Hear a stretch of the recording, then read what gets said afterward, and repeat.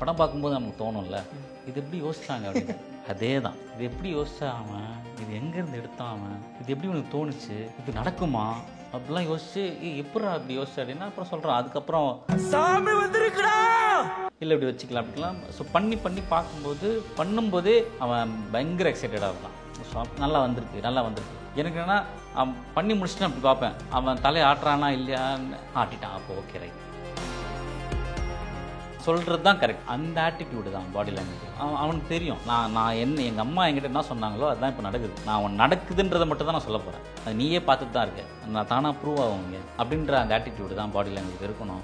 Body language ரொம்ப ஸ்டிஃபாக பாரு, எவ்வளோ கெத்து பாரு, நான் சொன்னது நடந்துருச்சு பாருன்ற அந்த ஆட்டிடியூடு தான் பாடி ஃபுல்லாக இருக்கணும் அப்படின்னு டேரக்டர்ஸாக சொன்னாங்க. ஸோ அந்த அப்படி தான் சேர்ந்தா நல்லா தான் இருக்கும்பா. ஏன்னா இங்கே ஒரு கல் வச்சிருக்கிறானுங்க, அங்கே ஒரு கல் வச்சிருக்கிறானுங்க, ரெண்டுத்துக்கும் மாற்றி அலக்கடிக்கிறானுங்க, இந்த கயிறை கட்டுன்றானுங்க, அந்த கயிறை கட்டுன்றானுங்க, சேர்ந்து தான் தொலைங்களாண்டா, அவங்க சொல்கிறத கேட்டு தான் தொலைங்களாண்டான்னு தோணும் தான் எனக்கு அப்பப்போ. அர்ஜுன் தாஸ் சார் வந்து உங்கள் காதில் வந்து ஒன்று சொல்லியிருப்பார், இந்த இளைஞர்கள்லாம் ஒன்றா சேர்த்து இந்த பானை அவுக்கணும் அப்படிங்கிறது. என்ன சொன்னார்? அது என்கிட்ட மட்டும் தான் சொன்னார். அவர் சொல்லும்போதே நான் உங்ககிட்ட சொல்கிறத நீ வேறு யார்கிட்ட சொல்லிடக்கூடாதுன்னு சொன்னார். அதனால் நம்ம அதை வெளியே சொல்ல முடியாது, நீங்கள் அவர்கிட்ட கேளுங்க. எனக்கு இது நல்லா வரும் அப்படின்னு சொல்லிட்டே இருக்கும்போது ஏன் எனக்கு இது நல்லா வராதுன்னு நினச்சிட்டு இருக்கீங்களா, இப்போ பாருங்கள் அப்படின்றது தான். ஸோ அந்த மாதிரியான பர்ஃபார்மன்ஸ் நீங்களும் படம் பார்த்தீங்க, நிறைய பேர் படம் பார்த்துட்டு எல்லாருமே யுனானிமஸாக சொல்கிறது என்னென்னா அர்ஜுன் தாஸ் சாரோட பர்ஃபார்மன்ஸ் வந்து அவுட்ஸ்டாண்டிங். ஸோ கிட்டத்தட்ட ஒரு நிமிஷம் வச்சுக்கோங்க, மூச்சு விடக்கூடாது. இப்போ நீங்கள் மூச்சு விடுறது எப்படிங்கிறது அவ்வளோ தெரியாதுங்க. மூச்சு விடுறது தெரியாது. மூச்சு விட்டால் நம்ம உடம்பு ஆடும்போது மேலே இருக்கிற மாலை இருக்குல்ல, அடுக்கடுக்கா அது மேலே கீழே போயிட்டு வரும். ரொம்ப எவிடெண்ட்டாக தெரிஞ்சு நீங்கள் மூச்சு விட்டுறீங்க, ஓகே அது ஓகே. ஐபால்ஸ் ரோல் ஆகக்கூடாது. ஸோ இவ்வளோ விஷயங்கள் இருக்குது.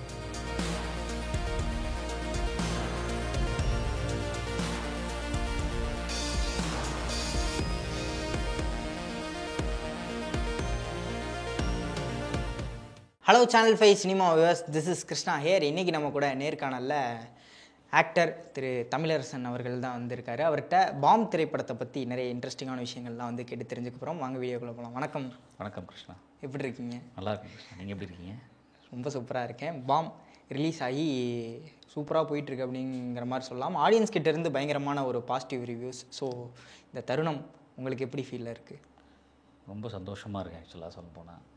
ஏன்னா இந்த படம் வந்து 2 years பிஃபோர் ஆரம்பித்து இந்த ப்ராசஸ்ஸு, இந்த படம் ஃப்ரம் ஸ்க்ராட்ச்லேருந்து இப்போ திரைக்கு வர வரைக்கும் 2 வருஷம், பல பேர் பல நாள் கடின உழைப்போட ஈகராக வெயிட் பண்ண ஒரு படம்.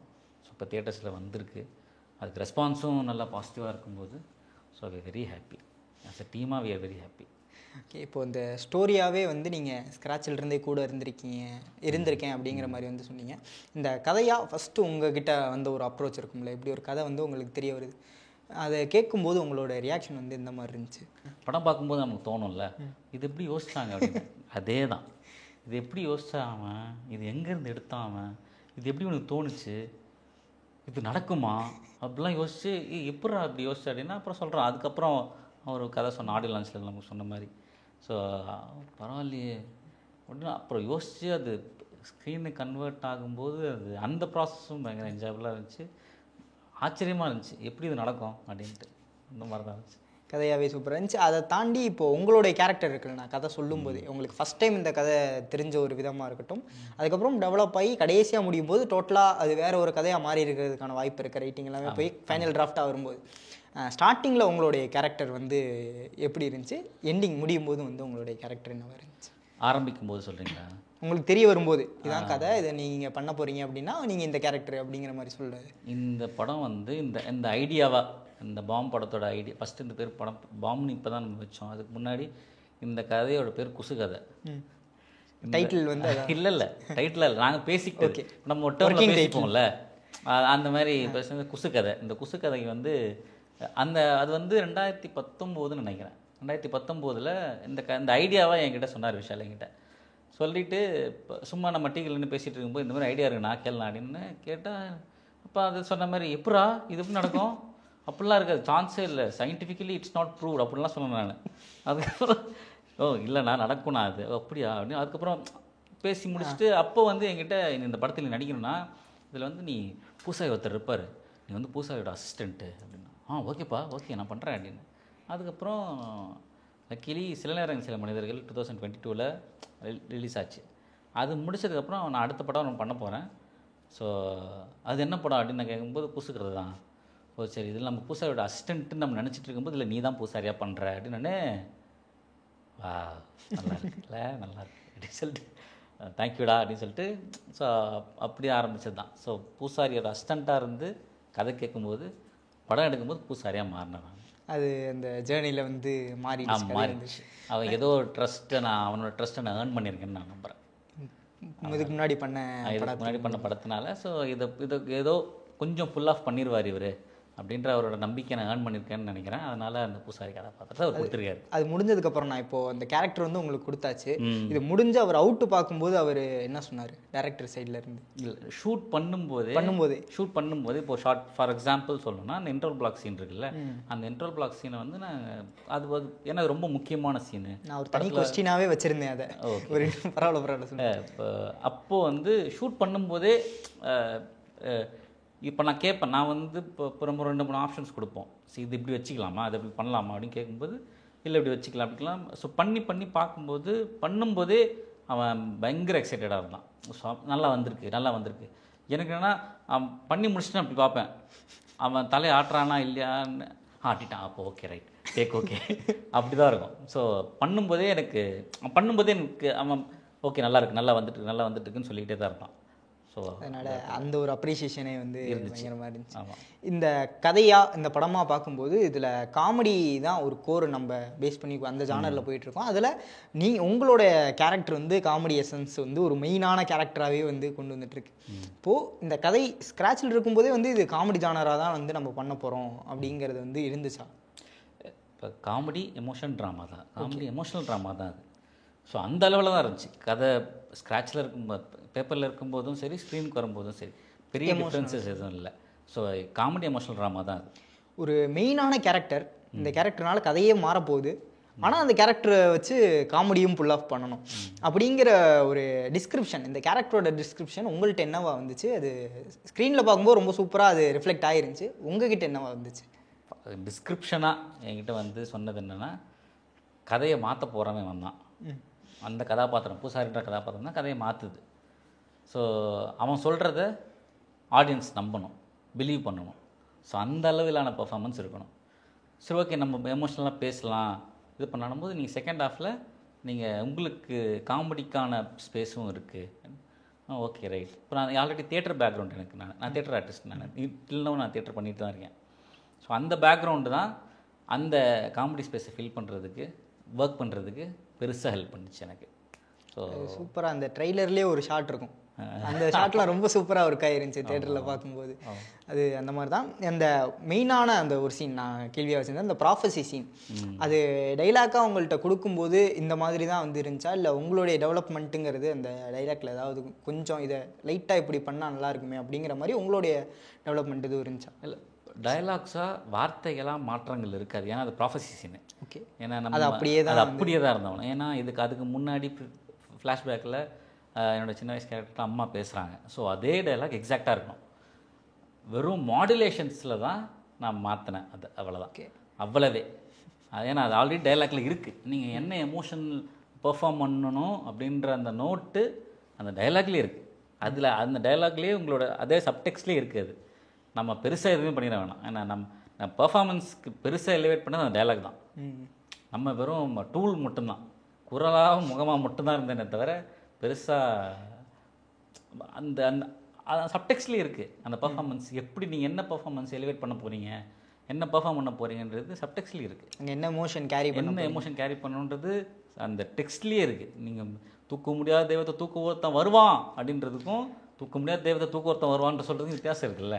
ஸோ தூக்க முடியாத தெய்வத்தை தூக்க ஒருத்தன் வருவான், அது இவன் தான் அப்படின்றது அந்த இவன் தானில் கிடச்சிரும் உங்களுக்கு. நம்ம ஏன் இவன் தான் சொல்ல போகிறோம்? ஸோ அப்படி தான் ஒர்க் பண்ணோமே தவிர அப்படி தான் இருக்கும். அந்த சீனே வந்து பயங்கர வெயிட்டான ஒரு சீனாக வந்து இருந்துச்சு அப்படிங்கிற மாதிரி சொல்லலாம். அதை தாண்டி அந்த கேரக்டர்னா முழுக்க ஒரு பூசாரி. இப்போ நார்மலாக அவங்கள வந்து பார்த்தோம், இல்லை யாராவது பார்த்தோம்னா அவங்க பூசாரி அப்படிங்கிற மாதிரினா நம்புவாங்களா அப்படிங்கிறது தெரியல. அந்த கேரக்டராகவே ஒட்டு மொத்தமாக அதுக்கான ஒரு பாடி லாங்குவேஜ் எல்லாமே வந்து எடுத்தீங்க. அதுக்கான ஹோம்ஒர்க்லாம் வந்து என்ன மாதிரி இருந்துச்சு, எதுவும் பண்ணிங்களா? இல்லை இந்த பூசாரி இப்படி தான் இருப்பான் அப்படிங்கிற மாதிரியான டிஸ்கிரிப்ஷன் எதுவும் கொடுத்தாரா? இல்லை இப்போது பூசாரி அப்படின்னும்போது ஃபஸ்ட்டு டிஸ்கிரிப்ஷனாக நம்ம சொல்கிறது என்னென்னா, இவன் சொல்கிறத 2 ஊருக்காரனு கேட்டு தான் ஆகணும், வேறு வழி கிடையாது அவனுங்களுக்கு. அவன் முட்டா பசங்க அவனுக்கு கேட்டு தான் ஆகணும். ஸோ அவனுங்களுக்கு நம்ப வச்சு தான் ஆகணும். ஸோ நம்ப வைக்கும்போது அப்போ நம்ம தோணும், இப்போ நம்ப வைக்கணும் அவன் நம்ம நம்பணும் அப்படின்னா வேறு வழியில் ரொம்ப கான்ஃபிடென்ட்டாக நீங்கள் பேசி தான் ஆகணும். ஸோ கான்ஃபிடென்ட்டாக பேசுறது எப்படி பேசலாம், நம்ம குரலை உயர்த்தி பேசுவோம். ஸோ இப்போ பார்த்தீங்கன்னா மோஸ்ட் அந்த ப்ராஃபஸி சீன்லேயே இருக்கட்டும் சரி, இன்டர்வல் பிளாக் சீன்லேயே ரொம்ப குரலை உயர்த்தி தான் பேசணும் அப்படின்றது முடிவு பண்ணோம். சரி ஓகே, குரலை உயர்த்தி பேசணும். என்ன எமோஷன் நான் சொல்கிறது தான் கரெக்ட், அந்த ஆட்டிடியூடு தான் பாடி லாங்குவேஜில். அவனுக்கு தெரியும் நான் எங்கள் அம்மா என்கிட்ட என்ன சொன்னாங்களோ அதுதான் இப்போ நடக்குது. நான் அவன் நடக்குதுன்றதை மட்டும் தான் நான் சொல்ல போகிறேன், அது நீயே பார்த்துட்டு தான் இருக்க, நான் தானாக ப்ரூவ் ஆகுங்க அப்படின்ற அந்த ஆட்டிடியூடு தான் பாடி லாங்குவேஜில் இருக்கணும். பாடி லாங்குவேஜ் ரொம்ப ஸ்டிஃபாக நீ பார் எவ்வளோ கெத்து பாரு, நான் சொன்னது நடந்துருச்சு பாருன்ற அந்த ஆட்டிடியூடு தான் பாடி ஃபுல்லாக இருக்கணும் அப்படின்னு டேரக்டர்ஸாக சொன்னாங்க. ஸோ அப்படி தான் நீங்கள் அந்த கேரக்டராகவே வந்து நமக்கு டிசைன் ஆச்சு. நீங்கள் இன்ஃபேக்ட் நீங்கள் வேட்டி கட்டினாலோ இல்லை இந்த கழுத்தில் மாலைகள் போட்டாலோ தானாக நீங்கள் பூசாரியாக மாறிடுவீங்க. ஓகே, வெறும் இந்த பட்டைக்கிட்ட அடிச்சா அது பட்டை கடிச்சது இங்கே கழுத்தில் அப்புறம் அந்த ஒரே வாட்சு பெல்ட்டு போட்டது அதெல்லாம் நான் இப்போ இங்கே ஒரு கோயில் ஒன்று இருந்துச்சு பக்கத்தில், ஒரு சிறுதெய்வ கோயில் ஒன்று. அந்த கோயிலில் ஒரு பூசாரி இதை வச்சு இப்படி இருந்தார். நான் அந்த பெல்ட் ஒன்று போட்டிருந்தார். ஸோ அவர்கிட்டருந்து பார்த்து இந்த மாதிரி ஒரு பெல்ட் வேணும் அப்படின்னு சொல்லி எடுத்தேன். அவர் வாட்ச் ஒன்று கட்டியிருந்தார். நான் கேட்டேன், நிறைய பூசாரிகளை பார்த்து நான் வாட்ச் ஏன் கட்டியிருக்கீங்க அப்படின்னு சொல்லிட்டு கேட்டேன். இல்லைப்பா, சாமிக்கு நேரத்துக்கு நம்ம வழிபாடு பண்ணணும்பா, கரெக்டாக நம்ம டைம் பார்த்துட்டே இருக்கணும், நம்ம ஒரு துளி மிஸ் ஆகக்கூடாது நம்மளுது அப்படின்னாரு. ஓ ரைட்டு, அப்போ ஒரு வாட்ச் கட்டிகிட்ருக்காரு. ஸோ அந்த மாதிரி ஒரு வாட்ச் ஒன்று வேணும் அப்படின்னு சொல்லி நான் காஸ்டியூம் பேப்பர்கிட்ட சொல்லி, ஸோ அப்படி தான் ஒவ்வொன்றா சேர்த்து கேரக்டர்கிட்ட இருந்து நீங்களும் கலெக்ட் பண்ணிக்கிட்டீங்க. ஆமாம். ஓகே, நான் இப்போது ஒரு கொஞ்ச நேரம் நம்ம வந்து அந்த கேரக்டரை வந்து மாறப்போகிறோம், அந்த பூசாரி கேரக்டராக மாறப்போகிறோம்னா டோட்டலாக அப்படி வரணும் இல்லை, ஒரு சின்ன எசன்ஸ் மட்டும், ஒரு 3 கேள்விகள் எனக்கு அந்த பூசாரிக்கிட்ட கேட்கணும் அப்படிங்கிற மாதிரி இருக்குது. அந்த 3 கேள்விக்கு மட்டும் பதில் சொல்லு. என்னென்ன படத்துக்குள்ளேருந்து. முதல் விஷயம், இந்த ஊர் வந்து 2ஆக பிரிஞ்சிருக்கு. ஆமாம். இந்த பூசாரி வந்து எந்த ஊருக்கான ஒரு சப்போர்ட்? ஏன்னா ஒரு கார் சின்னதாக திரும்பி நிற்கிறத வச்சு இந்த ஊருக்காரங்களாம் இவங்களுக்கு தான் சப்போர்ட்டுங்கிற அளவுக்கு சண்டை போடும். இந்த பூசாரிக்கு அந்த மாதிரி ஒரு விஷயம் வரலையே, நீங்கள் என்ன அவங்களுக்கு சப்போர்ட் பண்ணி பேசுகிறீங்க, எங்களுக்கு சப்போர்ட் பண்ணி பேசுகிறீங்க அப்படிங்கிற ஒரு டிபேட்டே வரல. பூசாரி வந்து எந்த ஊருக்கார்? பூசாரி வந்து நடுநிலையான ஒரு ஆள். புரியுதா? நான் வந்து 2 கல்லுக்கு தான் மாலை போடுறேன், 2 கல்லுக்கு தான் குங்குமம் வைக்கிறேன், 2 கல்லுக்கு தான் திருநீர் வைக்கிறேன். அதனால் ரெண்டு சாமியும் எனக்கு ஒன்று தான். காலக்கம்மாப்பட்டியும் ஒன்று தான், காலப்பட்டியும் ஒன்று தான், கம்மாப்பட்டியும் ஒன்று தான். இப்போது உங்களுடைய கேரக்டர் இருக்குல்ல, அந்த பூசாரிக்கு வந்து இந்த ஊர் ஒன்று சேரணுமா சேரக்கூடாதா, இல்லை வந்து இப்படியே இருக்கிறதா ஒரு எண்ணம்? ஏன்னா ஒன்று சேரக்கூடாதுங்கிற ஒரு எண்ணம் வந்து ஒரு நபருக்கு இருக்கும், அந்த அரசியல்வாதிக்கு இந்த ஊர் இப்படியே தான் இருக்கணும் அப்படிங்கிறது இருக்கும். கலெக்டர் சைடோ இல்லை வந்து ஹீரோக்கோ இந்த ஊர் எப்படியாவது ஒன்று சேர்ந்துடணும் அப்படிங்கிறது இருக்கும். பூசாரிக்கு ஒன்று சேரணுமா சேரக்கூடாதா? சேர்ந்தா நல்லா தான் இருக்கும்பா. ஏன்னா இங்கே ஒரு கல் வச்சிருக்கிறானுங்க, அங்கே ஒரு கல் வச்சிருக்கிறானுங்க, 2த்துக்கும் மாற்றி அலக்கடிக்கிறானுங்க, இந்த கயிறை கட்டுன்றானுங்க, அந்த கயிறை கட்டுன்றானுங்க. சேர்ந்து தான் தொலைங்களாண்டா, அவங்க சொல்கிறத கேட்டு தான் தொலைங்களாண்டான்னு தோணும் தான் எனக்கு. அப்பப்போ ஒரே வேலையாக போயிடும், நம்ம வேலையாக முடிஞ்சுட்டா எனக்கு தோணும். சரி ஓகே, இப்போ இறுதியாக ஒரு கேள்வி. அர்ஜுன் தாஸ் சார் வந்து உங்கள் காதில் வந்து ஒன்று சொல்லியிருப்பார், இந்த இளைஞர்கள்லாம் ஒன்றா சேர்த்து இந்த பானையை அவுக்கணும் அப்படிங்கிறது. என்ன சொன்னார்? அது சஸ்பென்ஸ். அது என்கிட்ட மட்டும் தான் சொன்னார். அவர் சொல்லும்போதே நான் உங்ககிட்ட சொல்கிறத நீ வேறு யார்கிட்ட சொல்லிடக்கூடாதுன்னு சொன்னார். ஓகே, அதனால் நம்ம அதை வெளியே சொல்ல முடியாது, நீங்கள் அவர்கிட்ட கேளுங்க. சரி, நான் அவர்கிட்ட. ஓகேண்ணா, முடிஞ்சுண்ணா, சூப்பர்ண்ணா. இப்போது அதே மறுபடியும் நான் விட்ட இடத்துலேருந்தே அந்த கேள்வி ஆரம்பிக்கிறேன். உங்கள் காதில் ஒன்று சொன்னாரா, அது ஸ்கிரிப்டாக இருக்கும்போதுமே வந்து இது கடைசி வரையும் நம்ம ரிவீல் பண்ண போகிறதே இல்லை அப்படிங்கிற மாதிரி இருந்துச்சா, இல்லை வந்து அதை அந்த ஐடியா இதை சொல்லாமே விட்டுலாமே, இது நல்லா தான் இருக்குது அப்படிங்கிற மாதிரி அதுக்கப்புறம் தோணுச்சு? அதுக்கப்புறம் தான் தோணுச்சு. அது என்ன இருந்துச்சு ஆக்சுவலாக, அது இப்போ சொல்லலாம் அப்படின்னு தோணுச்சு. சொன்னதுக்கப்புறம் இல்லை வேணாம் இப்போது எதனா அது என்ன சொன்னாங்கன்ற அந்த க்யூரியாசிட்டி கிரியேட் ஆனது நல்ல விஷயமா இருக்கு. இப்போ நீங்கள் கேட்டதுனால இப்போ பரவாயில்ல, நம்ம எடுத்த ஸ்டெப்பு கரெக்டான ஸ்டெப்பு தான் போல இருக்கு அப்படி தோணுச்சு. ஏன்னா அந்த பாலசரவணன் அண்ணாவோட கேரக்டர் வந்து பார்த்தீங்கன்னா அதுக்கப்புறம் இதை கேட்டிருப்பாங்க, என்னடா சொன்னாங்க அதில் அப்படிங்கிறத கேட்டிருப்பாங்களோ அப்படிங்கிற மாதிரி ஒரு சீன் இருந்துக்கிட்டே என் மைண்டில் ஓடிக்கிட்டே இருந்துச்சு. ஸோ அது கண்டிப்பாக அது வச்சிருப்பாங்களோ அதுக்கான ஒரு அர்த்தம் அப்படிங்கிற மாதிரி தோணுச்சு. அதனால தான் இந்த ஒரு இல்லை ஆக்சுவலாக இருந்துச்சு கடைசி நேரத்தில் சொல்லாமல் இருக்கிறதே கரெக்டு. சொல்லாமல் இருக்கிறது நல்லது. ஏன்னா அந்த க்யூரியாசிட்டி கிரியேட் ஆனது ஒரு விஷயம் நல்லதாக போச்சு நீங்கள் கேட்டதுனால. நிறைய பேர் கேட்டாங்க, அதுக்கு என்ன சொன்னார் அவர், என்ன சொல்லிட்டு போனார் உங்ககிட்ட அப்படின்னு கேட்டாங்க. அது சஸ்பென்ஸ், நீங்கள் அவர்கிட்ட கேளுங்க அப்படின்ட்டு உங்ககிட்ட சொன்ன மாதிரி. எல்லாருக்கும் இதே பதில் தான். அது ரிவீல் பண்ணுவீங்களா மாட்டிங்களா? அது சாரி படத்தோட சக்ஸஸுக்கு அப்புறம் அவ்வளோதான். சக்ஸஸ் மீட்லேயும் கிடையாது, சக்ஸஸ் மீட்லாம் சொல்லுவேன். சக்ஸஸ் மீட்டில் சொல்கிறீங்க. ஓகே, சூப்பர்ண்ணா. இப்போது இந்த படத்துடைய ஒரு சூப்பரான ஒரு வரவேற்பு வந்து ஆடியன்ஸ் மத்தியில் கிடச்சிருக்கு. இந்த படத்தில் நம்ம காமெடியை தாண்டி ஒரு பயங்கரமான எமோஷன் ஒன்று வந்து நம்ம வந்து ஒர்க் பண்ணியிருக்கோம். அதை தாண்டி ஒரு மெயினான பாலிடிக்ஸ் ஒன்றும் வந்து பேசியிருக்கோம். இப்போது உங்களுடைய பார்வை பாம் படத்தை பற்றின உங்களுடைய பார்வை வந்து என்னவா இருக்குது? இதில் பேசப்பட்டிருக்க அரசியலும் இல்லை இதில் சொல்லப்பட்டிருக்க எமோஷனும்? பேசப்பட்ட அரசியலும் சொல்லப்பட்ட எமோஷனும் வந்து சரி. ஏன் சரி அப்படின்னா, இந்த படம் வந்து ஹியூமனிட்டி பேசுது, அன்பு பேசுது, காதல் பேசுது, நீயும் நானும் சமம்னு சொல்லுது. நீ நானும் சமம் தானே, அது சரி தானே, அவ்வளோதான். அவ்வளவே இந்த படம் பேசின கருத்து வந்து அது நடக்கணும்னு ஆசைப்பட்றேன். நீ நானும் சரி தான்.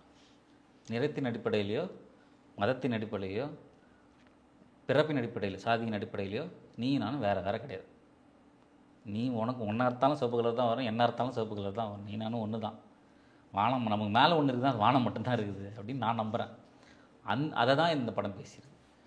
இன்னொன்று, மனிதம் என்ன மனிதம், நம்மளுக்கு ஒருத்தர் அதை பண்ணக்கூடாதுன்னு நம்ம நினைக்கிறோம்ல, அதை நம்ம இன்னொருத்தர் பண்ணக்கூடாது, அவ்வளோதான். சூப்பர்ண்ணா. இப்போது இந்த படம் முடிந்ததுக்கப்புறம் உங்களை சந்திக்கிற மனிதர்களாக இருக்கட்டும், இல்லை நீங்கள் பார்க்குற ஆட்கள்லாம் வந்து இந்த கேரக்டரை பற்றின உங்ககிட்ட என்ன சொன்னாங்க? பார்த்தவங்க எல்லாரும் வீட்டில் என்ன சொன்னாங்க? முதல்ல வீட்டில் வந்து அவங்க வந்து நான் பூசாரி கேரக்டர் பண்ணுறேன்னு சொன்னேன். நீயா, உனக்கு பூசாரி என்னன்னு தெரியாது உனக்கு அப்படின்னாங்க. ஏன்னா நான் பார்த்ததும் இல்லை, அதை பண்ணதும் இல்லை, உனக்கு எதுவுமே தெரியாது. இல்லை நான் பண்ணுறேன், சிறுவாக்கி விட்டுரு அப்படின்ட்டாங்க. படம் பார்த்து முடிச்சதுக்கப்புறம் அவங்க பயங்கர ஹாப்பி. ஸோ பரவாயில்ல, இதெல்லாம் பண்ணுவியா, தெரியுதா உனக்கு, நல்லா தான் பண்ணியிருக்கேன் அப்படின்னா அது சந்தோஷம். வெளியே ஃப்ரெண்ட்ஸு அவங்க எல்லாருமே பயங்கர ஹாப்பி. ஏன்னா இப்போது இதுக்கு முன்னாடி நான் பண்ண சில நேரங்கள் சில மனிதர்கள் வந்து அதுக்கு எக்ஸாக்ட் கான்ட்ராஸ்டான ஒரு கேரக்டர் இப்போ நான் பெர்ஃபார்ம் பண்ணேன். அதில் நான் கொஞ்சம் இல்லை, ரொம்ப சட்டிலாக அதில் இருந்திருப்பேன். இது ரொம்ப எக்ஸென்ட்ரிக்காக பெர்ஃபார்ம் பண்ணுறது. ஸோ அந்த பெர்ஃபார்மன்ஸ் டிஃப்ரென்ஷியேட் பண்ணி பார்த்து நான் ஃப்ரெண்ட்ஸ் நிறைய பேர் அப்ரிஷியேட் பண்ணாங்க. அது ரொம்ப சந்தோஷமும் கூட. இன்னொன்று செட்டு தான். இப்போ நம்ம பாம் படத்தோடைய அந்த செட்டு அந்த வில்லேஜில் இருக்கும்போது அந்த சினாரியோ வந்து எப்படி இருந்துச்சு? ஏன்னா படம் இங்கே ஸ்க்ரீனில் பார்க்கும்போது பயங்கர கரைச்சலாக இருக்குது, என்னென்னமோ நடக்குது, பயங்கர ஃபன்னாக வந்துருந்துச்சு. செட் எந்த மாதிரி இருந்துச்சு? பயங்கர ஸ்ட்ரிக்டான ஒரு இடமா இருந்துச்சா, இல்லை அங்கேயே ஃபன்னு தான்? பயங்கர ஃபன்னு இருக்குவாங்க. இதே மாதிரி தான் இப்போது படத்தில் என்ன நடக்குதோ அது எக்ஸாக்டாக செட்லேயே தான் நடக்கும். யாருமே சும்மாலாம் இருக்க மாட்டாங்க, எதனா ஒன்று பண்ணிகிட்டு இருப்பாங்க. இன்னொன்று நடக்கும். நான் கையை தூக்கி சாமி வந்துருச்சுனான்னு கத்துறேன்ல, சாமிலாம் வர மழை தான் வரும். நவம்பர் மாதம் டிசம்பர் மாதம் ஷூட் பண்ணோம். அந்த டைமில் சாமி வந்துருச்சுனான்னு என் ஷாட்டு வச்சாங்கன்னா கன்ஃபார்மாக மழை வந்துடும். ஸோ அந்த மாதிரி அது ஒரு பக்கம் நடந்துகிட்ருக்கும். வர்ண பகவான் கருணையே காட்ட மாட்டார் என்கிட்ட மட்டும், ஏன்னே தெரியாது. அதனாலே ஒரு 3 4 நாள் தள்ளி போச்சு, ஷூட் கேன்சல் ஆச்சு. ஸோ அந்த மாதிரி நிறைய ஃபன். பயங்கரமான ஒரு ஐரனியாக இருக்குது. படத்தில் வந்து பார்த்தீங்கன்னா அந்த ஊரில் மழையே பெய்யாது, ஆனால் இங்கே ஷூட்டில் வந்து நீங்கள் கையை தூக்கி சாமி வந்துருச்சுனான்னு ஒரு ஷாட்டு வச்சுட்டாலே மழை வரும். சாமி வந்துருச்சுறான்றதுக்கு நான் சொல்கிறதுக்கு முன்னாடி எல்லோரும் வெதர் ரிப்போர்ட் பார்ப்பானுங்க. இன்றைக்கி மழை வருமா வராதா, கன்ஃபார்ம் மழையே வராதுன்னு சொல்லும், ஐஃபோன் கொண்டு சொல்லும். ஆனால் நான் கையை தூக்கி சாமி வந்துருக்கடான்னு சொன்னால் மழை வந்துடும். அவ்வளோ சூப்பரான ஒரு ஆள் நான். ஓகேண்ணா. இப்போது டேரக்டர் நம்ம விஷால் சார் எடுத்துக்கிட்டோம்னா, அவர் வந்து இப்போது நான் பார்த்தோம் ப்ரொமோஷன் எல்லாத்துலேயுமே பார்த்தோம், பயங்கரமாக சட்டிலாக ஓகேங்க படம் வந்திருக்குங்க நல்லா அந்த மாதிரி தான் வந்திருந்தேன். செட்டில் வந்து வேலை வாங்கும்போது இப்படி ஒரு மாதிரி கோவப்படுவாரா, இல்லை வந்து டென்ஷனாக இருப்பார், இல்லை ஜாலியாக அதே மாதிரி தான்? அவன் ரொம்ப ப்ராக்டிக்கலான ஒரு ஆள், ரொம்ப எப்படி சொல்கிறது, அவன் ரொம்ப பர்ஃபெக்டான ஒரு ஆள். கிடச்சிருச்சு போதுன்றதெல்லாம் கிடையாது அவன்கிட்ட, விஷால்கிட்ட. எனக்கு இது எனக்கு வேணும். ஆனால் அவன் லெவல் ஆஃப் பேஷன்ஸ் இருக்குல்ல, அது அட்டென்ட் பண்ணோம்னா நீங்கள் அதுக்கு பெரிய அனுபவம் தேவை. நல்ல அனுபவத்தோட அந்த லெவல் ஆஃப் பேஷன்ஸோட ஒர்க் பண்ணுறதுக்கு பெரிய ஸ்கில் தேவை அது ஆக்சுவலாக. ஏன்னா இப்போ அதுக்கு கிட்டத்தட்ட பீப்புள் மேனேஜ்மெண்ட் தானே அது. ஸோ அது ரொம்ப சூப்பராக பண்ணுவார் அவர். ஒன்மோர் வேணும்னா ஏன் ஒன்மோர் வேணுன்றது அந்த ரீசன்ஸ் வந்து ரொம்ப கரெக்டாக இருக்கும். சும்மா எனக்கு ஒன்மோர் வேணும்னு சொல்லிட்டு போக மாட்டார் அவர். ஏன் வேணும், எதுக்கு வேணும், கோவம்லாம் படவே மாட்டார் அவர். ரொம்ப நிதானமான ஒரு ஆள், ரொம்ப ப்ராக்டிக்கலான ஒரு ஆள். ஸோ இப்படி தான் ரொம்ப ஸ்ட்ரெயிட் ஃபார்வர்டாக இருக்கும். எல்லா கொஸ்டின்ஸும் சரி, ஆன்சர்ஸுமே சரி. அப்புறம் இந்த மாதிரியான ஒரு ஹீரோ கதாபாத்திரத்துக்கு வந்து அர்ஜுன் தாஸ் சாரை வந்து ஏன் செலக்ட் பண்ணார் அப்படிங்கிற ஒரு கேள்வி வந்து எனக்கு இருந்துக்கிட்டே இருந்துச்சு. இவர் எப்படி யோசிச்சு பார்த்தாரு அப்படிங்கிற மாதிரி உங்களுக்கு இந்த ஐடியாவாக கேட்கும்போது உங்களுக்கு தோணுச்சா இப்படி அவர் கரெக்டாக இருப்பாரா அப்படிங்கிற? நான் இதே கொஸ்டின் எனக்கும் இருந்துச்சு. ஆனால் அவர் பர்ஃபார்மன்ஸை பார்த்ததுக்கப்புறம் நான் கேட்ட கேள்வி தப்பு தான் எனக்கு புரிஞ்சிச்சு. ஏன்னா அவர் புல் ஆஃப் பண்ண லெவல் இருக்குல்ல. இப்போ நீங்கள் யோசிச்சு பாருங்களேன், ஆடியோ லான்ச்சில் நிறைய பேர் சொன்னாங்க அவரோட கம்ஃபர்ட் ஜோன் இருக்குது, அந்த கம்ஃபர்ட் ஜோன்லேருந்து ஏன். ஆனால் அந்த கம்ஃபர்ட் ஜோனை பிரேக் பண்ணுறது இருக்குல்ல, அதுதான் ஒரு ஆக்டரோட வேலை. எனக்கு இது நல்லா வரும் அப்படின்னு சொல்லிகிட்டே இருக்கும்போது ஏன் நல்லா எனக்கு இது நல்லா வராதுன்னு நினச்சிட்டு இருக்கீங்களா, இப்போ பாருங்கள் அப்படின்றது தான். ஓகே. ஸோ அந்த மாதிரியான பர்ஃபார்மன்ஸ் இப்போ நீங்களும் படம் பார்த்தீங்க, நிறைய பேர் படம் பார்த்துட்டு எல்லாருமே யுனானிமஸாக சொல்கிறது என்னென்னா அர்ஜுன் தாஸ் சாரோட பர்ஃபார்மன்ஸ் வந்து வாஸ் அவுட்ஸ்டாண்டிங். ஏன்னா நீங்கள் யோசிச்சு பாருங்களேன், இத்தனை நாள் நீங்கள் சண்டை போட்டுட்டு ஸ்க்ரீனில் பயங்கரமாக சண்டை போட்டுட்டு அப்படி இருக்கிற ஒருத்தர் நீங்கள் டக்குன்னு கட் பண்ணால் நீங்கள் எவ்வளோ அமைதியாக சாந்தமாக எப்படி அவரால் பர்ஃபார்ம் பண்ண முடியுது? Because is a great actor. அதனால தான் நம்ம இவருக்கு அப்படியே ஈடு கொடுத்து அங்கே போட்டி போட்டு நடிக்கிறது. அந்த சைடு காளி வெங்கடனா நான் சும்மா ஒருத்தர் அமைதியாக உட்காந்துருக்கிறது எவ்வளோ பெரிய நடிப்பு அப்படிங்கிறது வந்து எப்படி அதை பண்ணார் அப்படிங்கிற ஒரு கேள்வி எனக்கு என் ஃப்ரெண்டு ஒரு கேள்வி வந்து கேட்டார். அது எனக்கு இப்போ வரைக்குமே ஓடிக்கிட்டு இருக்கு. ஒரு நம்ம உட்காந்துருக்கோம் அப்படின்னா நம்ம தலை வந்து நம்மளை அறியாமல் விழுகிறது, சைடில் விழுகிறது கூட கொஞ்சம் ஈஸியாக பண்ணலாம். இப்படி விழுகணும், அது எப்படி அவர் பண்ணார் அப்படிங்கிறது இப்போ வரையும் ஒரு கேள்வியாக இருக்குது. அது ரொம்ப கஷ்டம் கிருஷ்ணா. நீங்கள் சும்மா உட்காருங்க அப்படின்னா நீங்கள் 30 செகண்ட்ஸ் நீங்கள் ஸ்டேர் பண்ணி உட்காடுறீங்க அப்படின்னா உட்காந்துடலாம். ஸ்டேர் பண்ணுறது நான் ஒரு பாயிண்ட் நான் பார்த்துட்ருக்கேன், நான் பாட்டு கையாடலாம் கால் ஆட்டலாம். நீங்கள் கண்ணை மூட்டு உட்காருங்க. சரி ஓகே, கண்ணை மூட்டை வந்திக்கிறேன், தலையாட்டாதீங்க. இப்படி ஒவ்வொன்றும் ஆட் பண்ணிட்டே போகும்போது நீங்கள் 30 செகண்ட்ஸ் உங்களால் சும்மா உட்காரவே முடியாது. ஆனால் ஷார்ட்டில் 30 செகண்ட்ஸ்ன்றது நான் சொல்கிறது கம்மி. ஒரு ஷார்ட் போகும்போது action, background action, action, action அப்படின்னும் போது இப்போ 3 இருக்குது. 5 செகண்ட் வச்சாலும் 15 செகண்ட். இதுக்கப்புறம் ஆக்ஷனுக்கு அப்புறம் டைலாக்ஸ் இருக்குன்னு வச்சுக்கோங்களேன். இது இன்னொரு உங்களுக்கு 30 செகண்ட்ஸ் 40 செகண்ட்ஸ் ஆட் ஆகும். ஸோ கிட்டத்தட்ட 1 நிமிஷம்னு வச்சுக்கோங்க. மூச்சு விடக்கூடாது. இப்போ நீங்கள் மூச்சு விடுறது எப்படிங்கிறது அவ்வளோ தெரியாதுங்க. மூச்சு விடுறது தெரியாது. மூச்சு விட்டால் நம்ம உடம்பு ஆடும். உடம்பு ஆடும்போது மேலே இருக்கிற மாலை இருக்குல்ல, அடுக்கடுக்கா, அது மேலே கீழே போயிட்டு வரும். அப்போ ரொம்ப எவிடெண்ட்டாக தெரிஞ்சிடும் நீங்கள் மூச்சு விட்றீங்கன்ட்டு. சரி ஓகே, அது ஓகே. ஐபால்ஸ் ரோல் ஆகக்கூடாது. ஸோ இவ்வளோ விஷயங்கள் இருக்குது. அது நீங்கள் பிணமாக நடிக்கிறது இருக்குல்ல, அது ரொம்ப கஷ்டம், நிஜமாகவே கஷ்டம் அது எல்லா ஷாட்லேயுமே. ஆனால் அதே போல் அவர் புல் ஆஃப் பண்ணது இருக்குல்ல, அவர் புல் ஆஃப் அவ்வளோ சூப்பரான ஆக்டிங் அது. அந்த ஆக்டிங்கை அவர் கொடுத்தது வந்து எப்படி அவர் டெலிவரி பண்ணாருன்னு எனக்கு இன்னும் ஆச்சரியம் இருக்குது. நான் ரொம்ப பக்கத்துலேருந்து நான் பார்த்தேன். படத்தில் அவர் பாதி படத்துக்கு அப்புறம் ஒரு டைலாக் கூட அவர் பேசலை கிடையாது. ஆனால் அந்த கேரக்டர் அவ்வளோ பேசுச்சு அப்படிங்கிற ஒரு விஷயம் தான். நீங்கள் யோசிச்சு பாருங்களேன், ரொம்ப கஷ்டம் அது, ரொம்ப கஷ்டம், நிஜமாகவே கஷ்டம். அவர் அவ்வளோ சூப்பரான பர்ஃபார்மன்ஸ் அது சான்ஸே இல்லை. அவர் காளியண்ணா மாதிரி மணிகண்டன் வந்து ஒரு இன்டர்வியூவில் ஆடியோ லான்ச்சில் சொல்லியிருந்தார், காளியண்ணா மாதிரி நான் நடிக்கணும்னு ஆசைப்பட்றேன் அப்படின்ட்டு. மணிகண்டன் ஆசைப்பட்றார், நான் பேராசைப்பட்றேன். ஏன்னா என்றைக்குனா ஒரு நாள் ஒரு ஷாட் காளியண்ணா மாதிரி எதனா ஒரு ஷாட் நடிச்சிட முடியுமா நம்மளால்? ஏன்னா அவ்வளோ சூப்பராக பர்ஃபார்ம் பண்ணியிருக்காரு அவர். நீங்கள் மகளிர் மட்டும் இல்லை, நாகேஸ்வர் வந்து பிணமாக நடித்து எப்படி எல்லாரையும் சிரிக்க வச்சாரோ, பிணமாக நடித்தது மட்டும் இல்லை, அமைதியாக உட்காந்து வெறும் அந்த உடம்பு குழுக்கிறத வச்சு நீங்கள் சிரிக்க வைக்கிறது இருக்குல்ல, ரொம்ப கஷ்டம். அதான் ஃபுல்லாக பண்ணிட்டார். அதான் காளியண்ணா சூப்பரான ஒரு ஆக்டர்ஸ். அது நீங்கள் நேரில் பார்த்துருக்கீங்க அப்படிங்கும்போது அந்த ஃபீல் வந்து எப்படி இருக்கும் அப்படிங்கிறது என்னால் வந்து ஃபீல் பண்ண முடியும். ஏன்னா ஸ்க்ரீனில் அவ்வளோ சூப்பரான அந்த இந்தளவுக்கு ஒரு மெனக்கடல் வந்து அந்த கேரக்டருக்கு ஒவ்வொரு கேரக்டருக்குமே இருந்தால் அப்படி ஒழிய அந்த மாதிரி ஒரு அவுட்புட் வந்து கண்டிப்பாக கிடைக்காது அப்படிங்கிறது வந்து காளியண்ணா வந்து மறுபடியும் சொல்கிறேன், கிரேட் ஆக்டர், கிரேட்டாக புல் ஆஃப் பண்ணிட்டார். சூப்பரான ஒரு அவுட் வந்து உங்கள் டீம் சார்பாக வந்து கிடச்சிருக்கு. கடைசியாக ஒரே ஒரு கேள்வினா, இப்போது என்னென்னா கடவுள் நம்ம பேசியிருக்க படத்தில் பேசியிருக்க ஒரு முக்கியமான ஒரு கான்செப்ட் நமக்குள்ளே இருக்குது அப்படிங்கிற மாதிரி, இல்லை இன்னொரு செட் ஆஃப் ஆடியன்ஸ் கடைசியில் கிளைமேக்ஸ் பார்க்கும்போது ஓகே வெளியே இருந்து தான் அந்த ஒளி வந்துச்சு போல் அப்படின்னு எத்துக்கக்கூடிய ஆடியன்ஸும் வந்திருக்காங்க. உங்களுடைய அபிப்பிராயம் என்னென்னா கடவுள்னா என்ன? கடவுள்னா என்னென்னா சக மனுஷனாக ட்ரீட் பண்ணாலே ஒரு கடவுள் தான் நான் நினைக்கிறேன். அவ்வளோ நமக்குள்ளேயே தான் வந்து. ஆமாம், அது இப்போ இன்னர் பீஸ் தான். அது ஆக்சுவலாக எனக்கு பெருசாக அது கமெண்ட் பண்ணுறதுக்கு பெரிய ஞானம் வேணும், அறிவு வேணும். எனக்கு அது இல்லை. நான் பேசிக்காக நமக்கு அது புரிஞ்சுக்கிற அளவுக்கு, அதை கமெண்ட் பண்ணுற அளவுக்கு எனக்கு தெரியல. இன்னொன்று படத்தில் சொன்ன மெட்டஃபர் தான், நீங்கள் சக மனுஷனை ரத்தமும் சதையுமாக கண்ணுக்கு தெரிகிற சக மனுஷனை தொட்டு உணரக்கூடிய சக மனுஷனை மனுஷனாக ட்ரீட் பண்ணாலே போதும், நீங்கள் கடவுளாக மாறிடுவீங்க. அவ்வளோதான். அவனுக்கு எந்த தீங்கும் இழைக்காமல் தீங்கு நடக்கும்போது கூட அதை தடுக்க முடிஞ்சால் தடுங்க, இல்லையா கூடயாவது இல்லைங்க, அவன் கடவுளாக மாறிடுவான்னு நினைக்கிறேன். சூப்பர்ண்ணா, அருமையான ஒரு விளக்கம். இந்த உங்கள் நேரத்தை ஒதுக்கி இந்த இன்டர்வியூ தந்ததுக்கு ரொம்ப நன்றி. இப்போ இதே மாதிரி இன்னும் நிறைய கேரக்டர் வந்து நீங்கள் நிறைய படங்கள் பண்ணணும் அப்படின்னு சொல்லி நானும் எங்கள் சேனல் சார்பாக வாழ்த்துக்கிறேன். ரொம்ப நன்றி. என்னையும் இந்த சேனல் 5க்கு அழைச்சி இன்டர்வியூ பண்ணதில் பெரிய சந்தோஷம், மகிழ்ச்சி. உங்களை சந்திச்சதுல பெரிய மகிழ்ச்சி. கேமராமேன் சாருக்கும் பெரிய நன்றி. Thank you so much. தேங்க்யூ.